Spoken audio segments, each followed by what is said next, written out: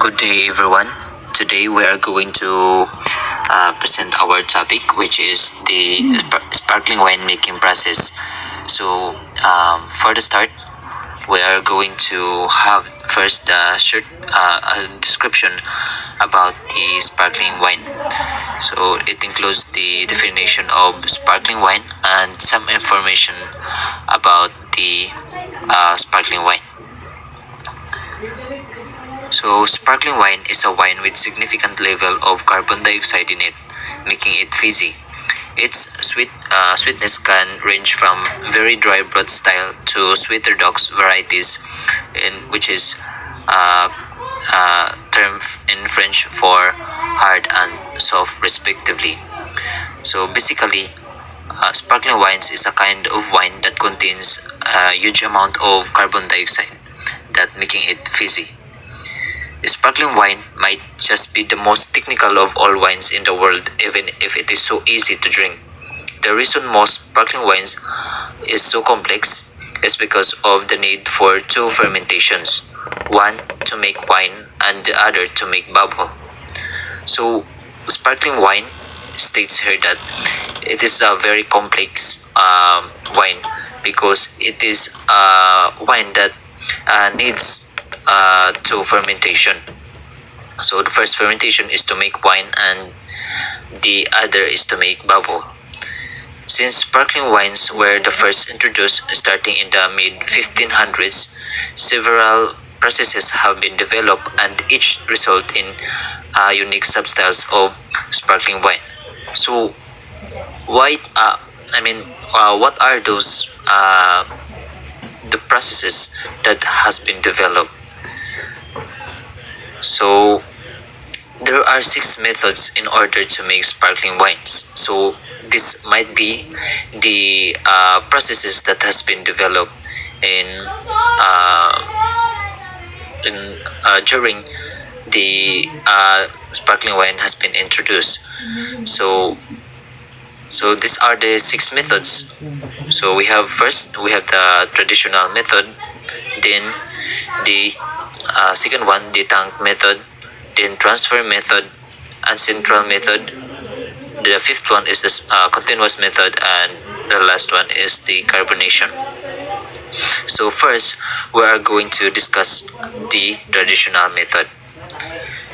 So the traditional method takes place inside the bottle in which the wines will be sold, which is temporarily cup after the liquor detergent is added to the base wine.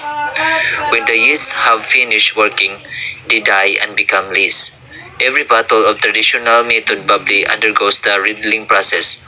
This is when the bottle are put into riddling racks and rotated on a specific schedule to move the lees, or what we call the dead yeast, to the neck of the bottle.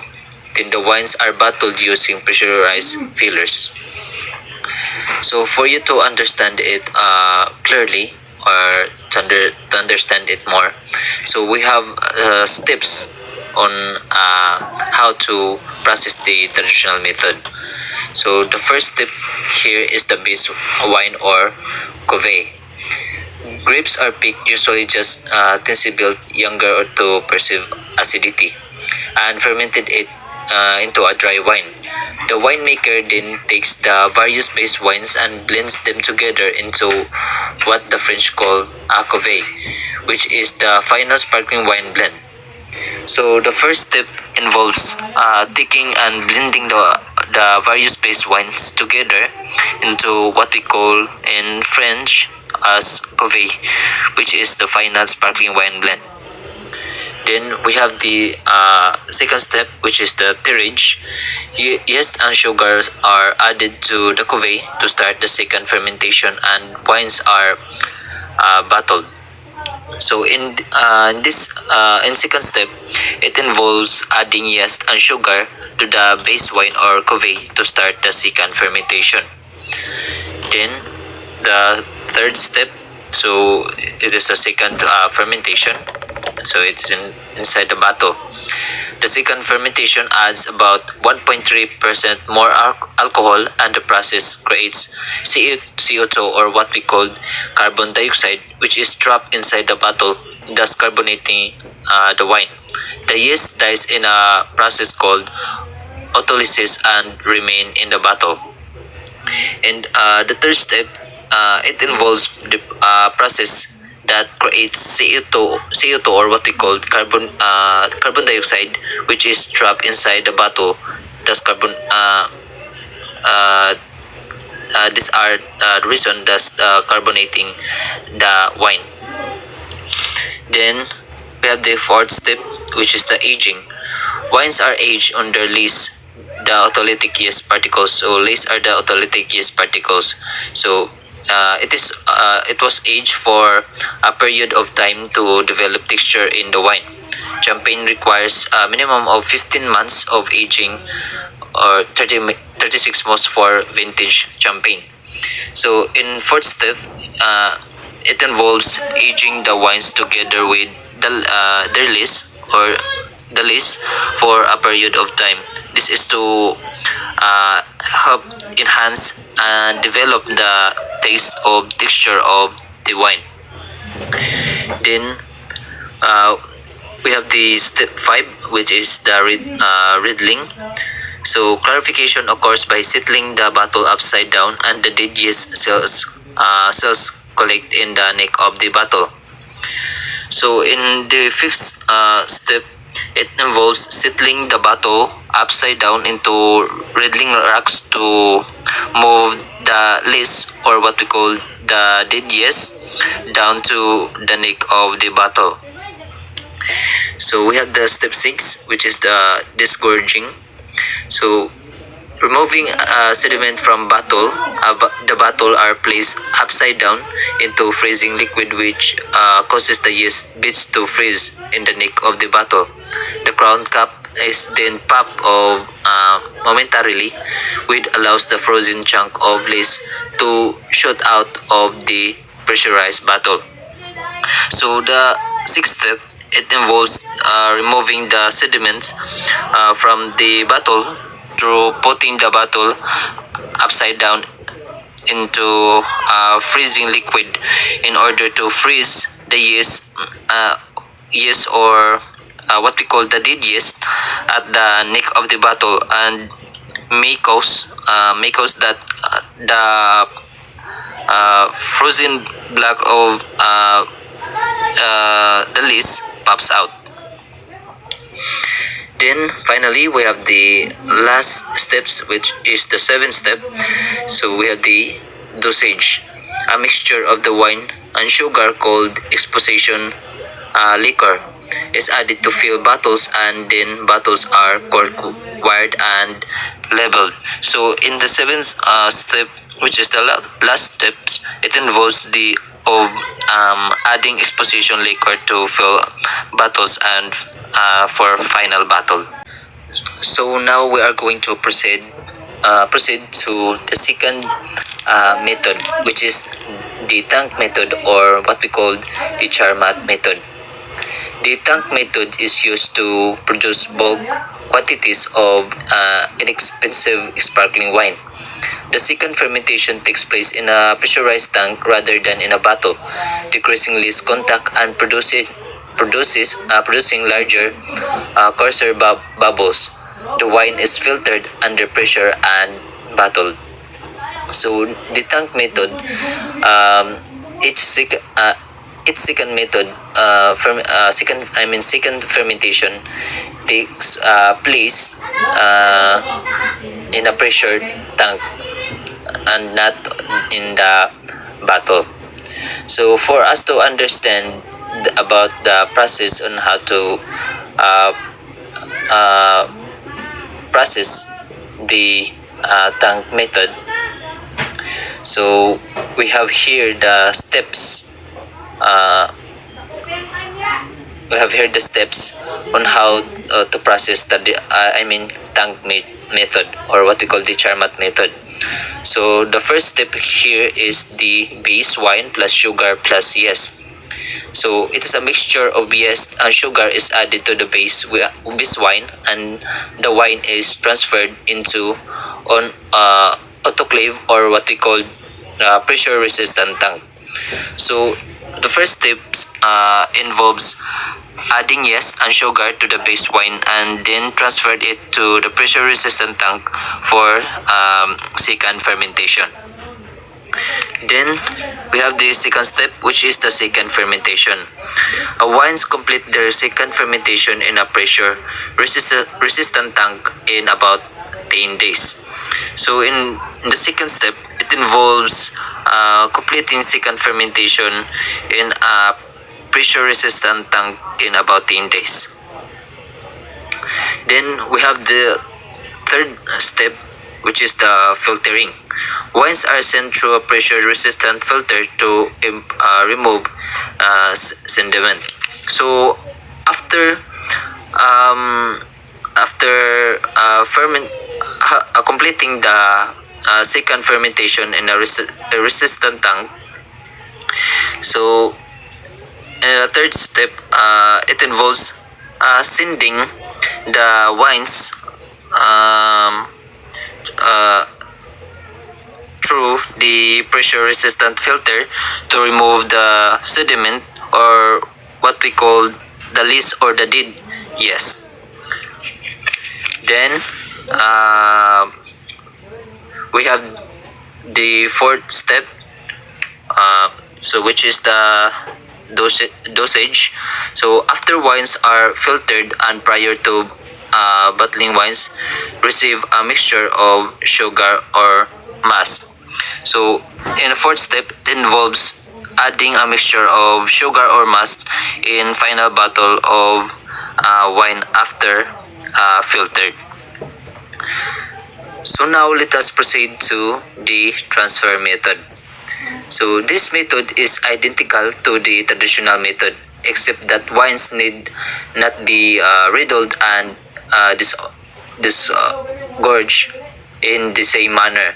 Instead, the bottles are emptied into pressurized tank and sent through pressurized filters to remove the dead yeast bits, or what we call yeast. So we have here the steps on how to process the transfer method. So first here is we have the cuvee. So same process or same steps to the traditional method. So after wines complete the first fermentation, the winemakers creates a blend or cuvee, which selection of base wine. So the first steps, it involves making a blend or cuvee through collecting various base wine. Then we have the second step, which is the tirage. Wines are bottled blended with a small mixture of yeast and sugar or must to initiate the second fermentation. This mixture is called the liquor tirage. So the the second steps, it involves bottling wines blended with yeast and sugar to initiate the second fermentation. Then we have the third step, which is the aging. So wines age for a period of time, the least, or what we call the dead yeast particles. Aging lasts from about 9 months to about 5 years, depending on the quality level. So the third step, same as the traditional method, the wine are aged together with their lees. Then we have the fourth step, we have the tank transfer and filter. So bottles are opened and content are transferred into high pressure tank, and wine is clarified by being passed through the high pressure filter. So the fourth step, it involves the transferring the content, or what we call the wine, into the high pressure tanks, and then clarified it through passing high pressure filter. Then we have the last step, So we have the dosage. Some wines and sugar or mass called residual sugar is added back in the bottle. This is also called liquor de-expedition. Liquor de-expedition. So in this last steps, so it involves adding back the residual sugar that has been removed during the process. The fourth method is the ancestral method. This method of sparkling wine production uses icy temperatures and filtration to pause the fermentation midway for a period of months, and then wine are bottled and the fermentation finishes, trapping the CO2 in the bottle. When the desired level of CO2 is reached, wines are chilled again, riddled and disgorged just like the traditional method, but no expedition, liquor, or sugar is added. Secondary fermentation does not occur for the ancestral method. Rather, a fermenting wine is transferred from tank to bottle before the first fermentation is complete, where it finishes fermenting under the cork or more commonly cap. Some disgorge and rebottle ancestral method sparkling wines after fermentation is complete, but many today elect not to, resulting in a cloudy, earthy, and textured wine. So here are the steps on how to process the ancestral method. The first step is first fermentation. Wine begin fermentation and continue to about midway. The second step is filtration and pause. The fermentations are paused and about halfway through. Wines are filtered and chilled to 0 Celsius and held in tanks for several months. The third step is bottle fermentation.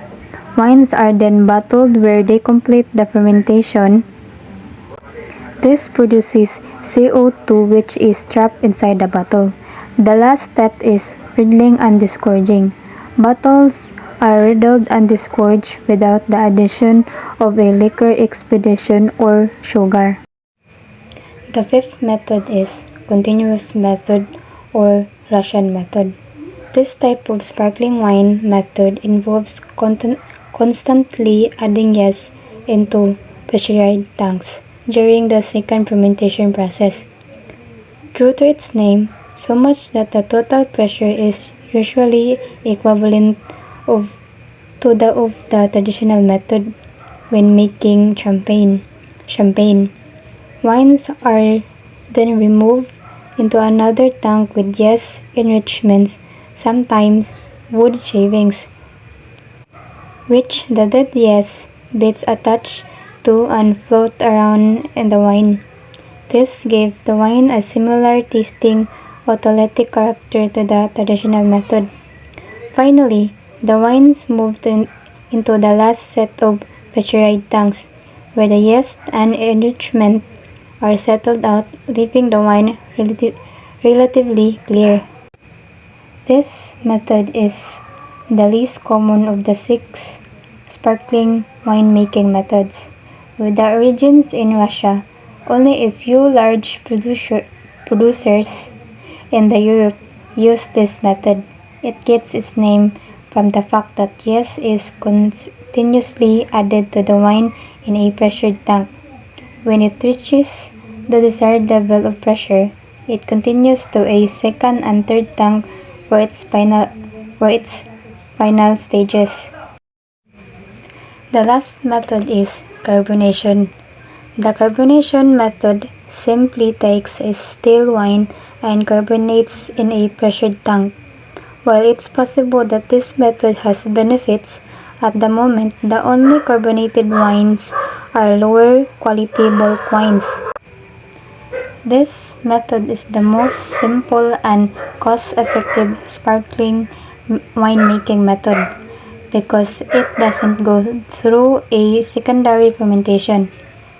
So, we have a video to show in order for you to see the process of different method in making sparkling wine.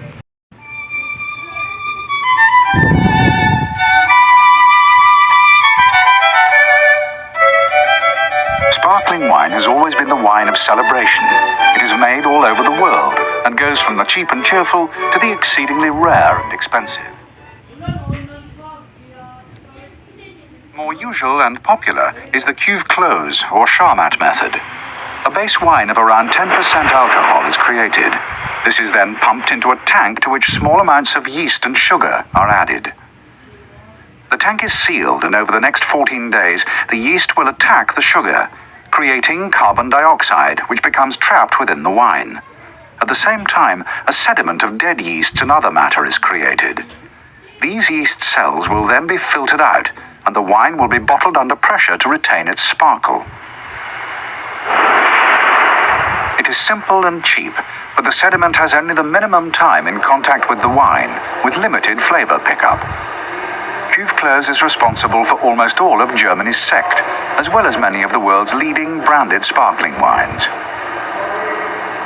A variation of the Cuve Clos is used to make Asti in northern Italy. Here, preserving the freshness of the Moscato grape is all important. The must is kept chilled until needed, and then fermented in sealed tanks. The fermentation is halted at around 6%. A small amount of sugar is then added to increase the alcohol by 1.5 to 2%, and the fermentation continues in a sealed tank until it reaches 7.5% of alcohol, when the fermentation is terminated by sterile filtration, and the wine bottled with a high level of residual sugar. Another way of making sparkling wine is known as the transfer method. The base wine is placed in a cellar bottle rather than a tank. The yeast and sugar are added, the bottle sealed, and the second fermentation takes place. The wine stays in the bottle in contact with the sediment before being transferred into a tank under pressure. It is then run off through a filter into a conventional sparkling wine bottle. This process allows for a slower second fermentation with greater pickup of yeast flavors and is used widely in Australia. The traditional method, which is now used all over the world, was developed in Champagne. The vineyards here are amongst the most northerly in mainland Europe. The grapes are normally picked in October, roughly 100 days after the flowering of the vines, whose roots go deep into chalk. The cool climate here in northern France preserves the acidity in the grapes, an essential factor in creating a good quality base wine. The pickers will need 2 or 3 weeks of continuous good weather to bring in the harvest. Champagne is made from Chardonnay, blended with the Pinot Noir and Pinot Meunier. The whole region, strictly delimited by law, is just 30,000 hectares. At its heart is the valley of the River Marne. The south-facing chalky slopes which rise above it are open to the exposure of the summer sun. Here, the black Pinot Meunier grapes produce honest, fruity wines, which are attractive and easy to drink. To the north of the River Marne lies the Montagne de Reims and the town itself. Ideal slopes for the black Pinot Noir, a high-quality grape that provides the wine with backbone, strength, and fullness.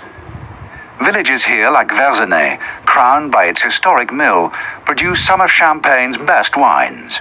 To the south, surrounding the town of Epernay, are the vineyards of the Côte des Blancs, famous for Chardonnay, which gives Champagne its freshness, elegance, and lightness. To the south of the Côte des Blancs lies the Aube, which produces sound wines mainly used in non-vintage blends. As soon as they're picked, the bunches of grapes are taken to be pressed as quickly as possible before fermentation can start. These round wooden presses have been used in Champagne for more than 200 years. Each load of grapes will be pressed several times. The yield from the grapes is controlled by law. From every 160 kilograms, only the first 100 liters of juice can be made into Champagne. Of this 100 liters, the first 80 liters, called the cuvée, is the finest and is used in the best champagnes. The balance of 20 liters is called the taille. After the pressing comes the fermentation, the conversion of the sugar in the juice into alcohol. 1 or 2 houses still ferment their wines in wood. The juice from each village, each pressing, and each of the 3 separate grape varieties is put into 200-liter casks, ideally made of oak from Hungary. Painted on the face of each cask are 2 letters to indicate the vineyard from where the grapes came. However, nowadays most champagne is fermented in stainless steel vats.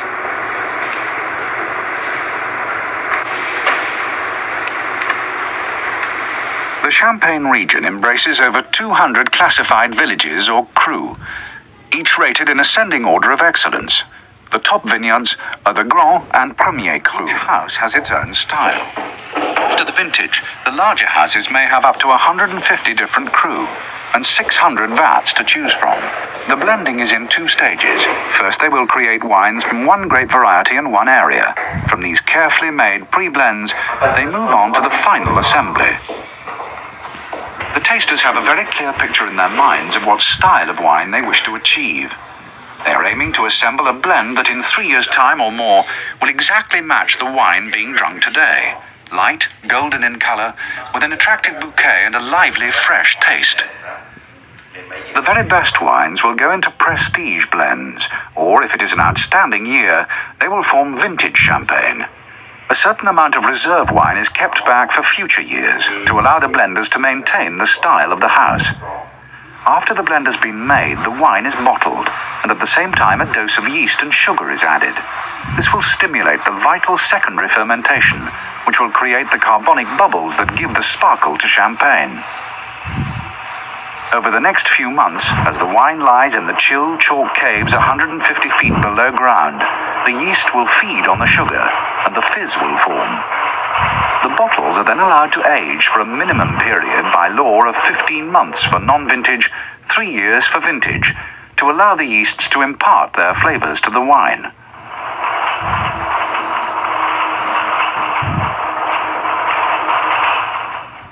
As the wine ages, sediments appear, which will eventually be ingeniously removed.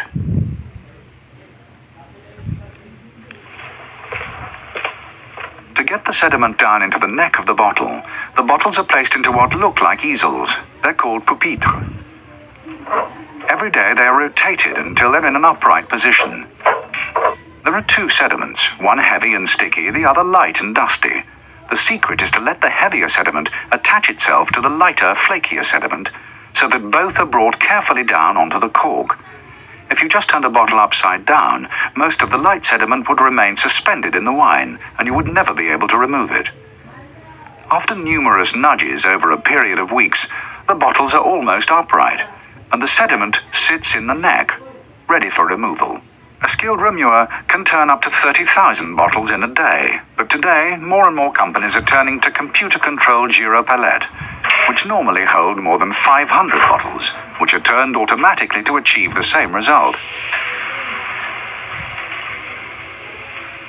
When the sediment has settled on the cap, the wine is ready to go through a process called the dégorgement, or disgorging. The bottle is dunked into an icy bath of brine, which freezes the sediment into a solid plug. The crown cap is removed, and the pressure in the bottle, at 6 atmospheres, the equivalent to the tire pressure of a 30-ton truck, expels the plug like a bullet. The bottle is then topped up with a special dosage, a mixture of old wine and syrup. Many of the smaller houses still do this by hand. The actual amount added will dictate whether the wine is brut, sec, or demi-sec. This dosage plays an important part in creating the champagne house's style. The marriage of bottle and cork and the development of a unique blending process were achieved at the end of the 17th century at the Abbey of Auvillers in the heart of the Champagne region. It was the inspired work of a Benedictine monk, Dom Perignon.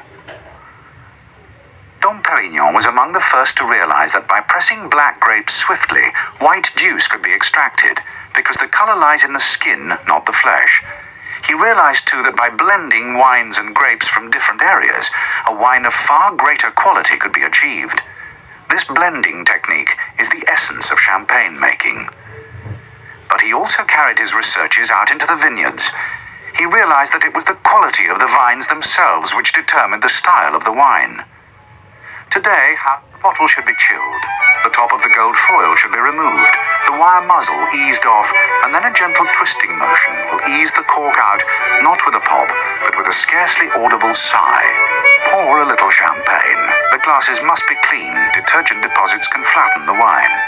Ideally, it should be drunk from plain glasses, either tulip or flute-shaped, which enhance the bouquet and allow the bubbles to stream gently to the surface.